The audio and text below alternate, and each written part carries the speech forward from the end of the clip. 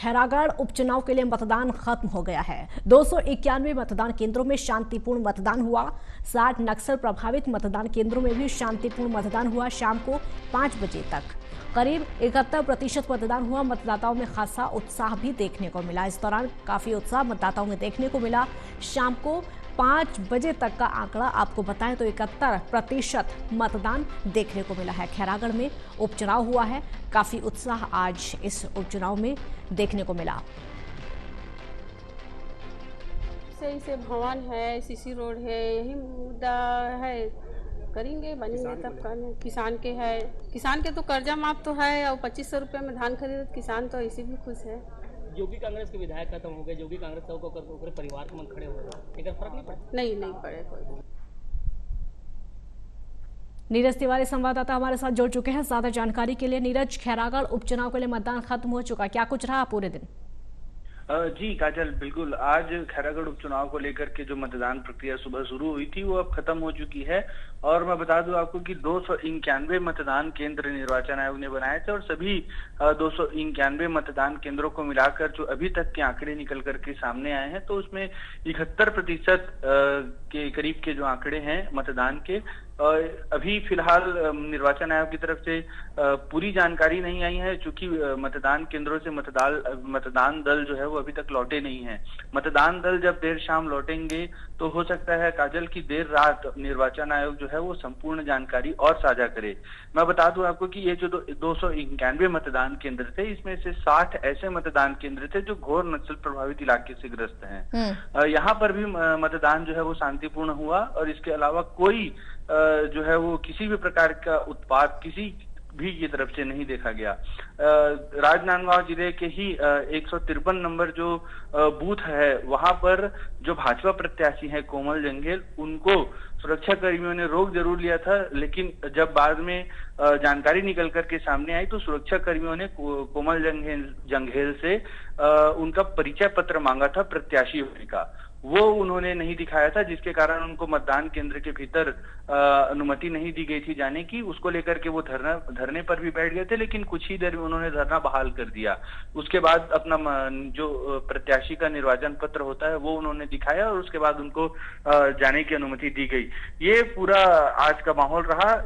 आज जो इसके पहले मैं बता दूं काजल आपको कि 3 और उपचुनाव छत्तीसगढ़ में हुए, लेकिन खैरागढ़ जो उपचुनाव हुआ इसको लेकर के मतदाताओं में खासा उत्साह देखने को मिला।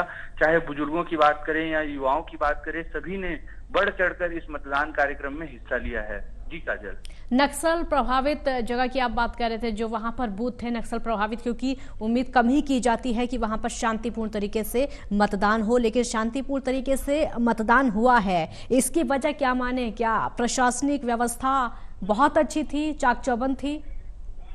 जी काजल, बिल्कुल प्रशासनिक जो व्यवस्था है उसको लेकर के लगातार जो रिटर्निंग ऑफिसर है तारण प्रकाश सिन्हा, वो लगातार मॉनिटरिंग कर रहे थे और मॉनिटरिंग के साथ साथ जो सुरक्षा बल के जवान थे उनमें स्थानीय पुलिस को तो भेजा ही गया था, उनके अलावा पैरा कमांडोज को भी वहां पर तैनात किया गया था। उनकी टीम पूरी तैनात थी और उसके साथ ही जो सबसे बड़ी बात निकल करके सामने आती है काजल, जैसी खबरें नक्सल इलाकों से आती है, नक्सलियों के भय से लोग मतदान के लिए नहीं निकलते।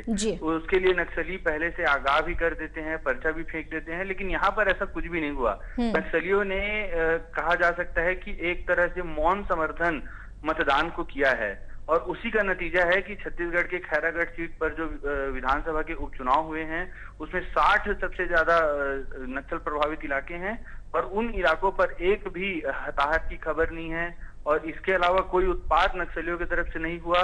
3 बजे तक का समय निर्धारित था, लेकिन जो मतदाताओं में उत्साह था और जो शांतिपूर्ण ढंग थे उसको देखते हुए 5 बजे तक सभी बूथों पर पोलिंग हुई है और पोलिंग के बाद अब अभी भी मतलब जो लोग पोलिंग बूथ पर पहुंच चुके थे और समय पूर्ण हो गया, वैसे लोगों को अभी भी काजल पोलिंग की अनुमति दी गई है।